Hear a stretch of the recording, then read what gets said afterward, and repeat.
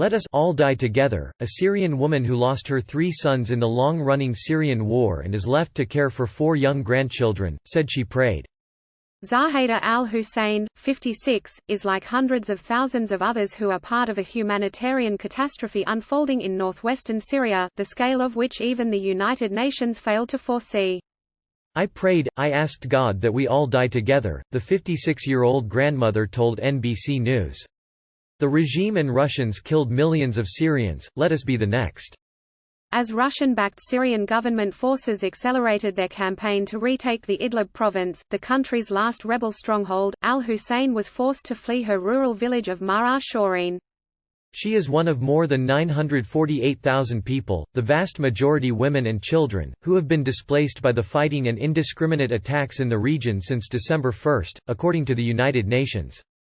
The United Nations Children's Fund (UNICEF) has said it received reports that at least 9 children and 3 teachers were killed as 10 schools and kindergartens came under attack in Idlib on Tuesday. As the front lines grow closer, many are pushing north toward the border with Turkey. But that has been closed to Syrian refugees since 2015. Turkish President Recep Tayyip Erdogan has demanded that forces loyal to Syrian President Bashar al-Assad pull back to previously agreed positions by the end of the month. Erdogan has threatened that his forces will intervene unless they do so. In recent weeks, Ankara has beefed up its presence in the region, sending hundreds of military vehicles and troops into Idlib province, according to the Associated Press. Erdogan's primary objective in Idlib is to ensure that there is not another large flow of Syrian refugees across the border, analysts have told NBC News. The country is already struggling with the 3.6 million Syrian refugees it currently hosts.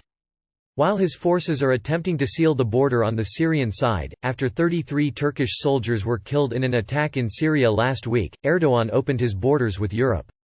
By Sunday at least 13,000 people have gathered there hoping to cross into the European Union, the United Nations Migration Organization. Meanwhile in Syria, al-Hussein, who has lost 3 sons in nearly 9 years of war and has been left to care for 4 of her grandchildren, said she did not know what will happen to us if the Syrian army takes over the border.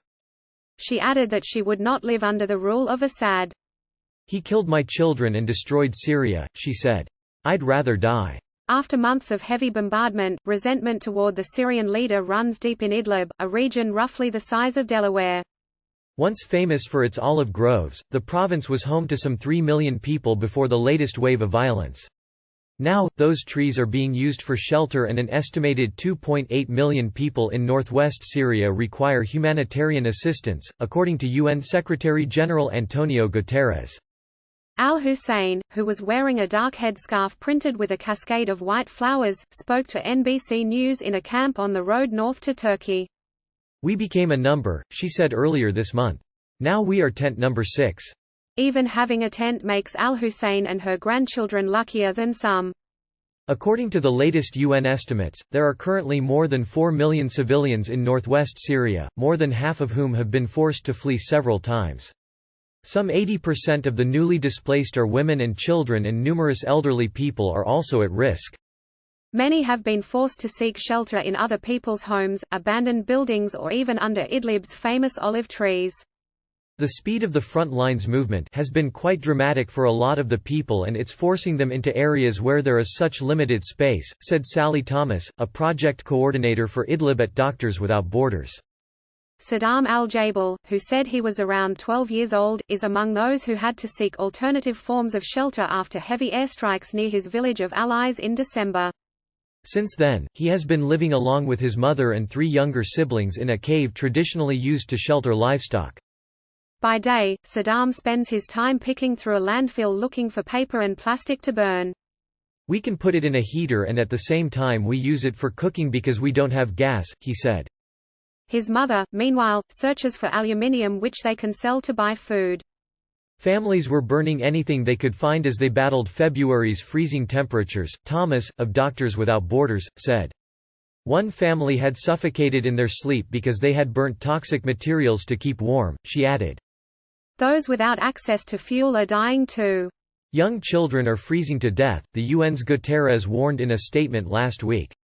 UNICEF said it could not confirm how many had died in this way, but it had verified that 77 children were killed or injured due to the escalation of violence in northwest Syria. Countless more have been killed since the conflict began in 2011. Others like Fadia, al-Hussein's 11-year-old granddaughter, have had their education interrupted by conflict and their childhoods cut short. "I wish I could go back to school," Fadia said. "I miss my friends, I want to play with them and hang out and have fun." Fadia, whose father was killed in a rocket attack and whose mother since remarried, is also having trouble with her eyesight, but the family can no longer afford doctors' fees, her grandmother said. Besides, it is difficult for her to regularly visit a doctor as the family has been moving from village to village for the past 2 years. Others were also worried about the advancing regime forces. On a daily basis, fear surrounds us on all sides. Fadel Kanab, a father of 5 and who is in his late 50s, said at a camp north of Idlib city. While he hoped he might make it to Turkey or even Europe, he said he would rather return to my village and the land he farmed. "I grew up with its trees, day after day," he said.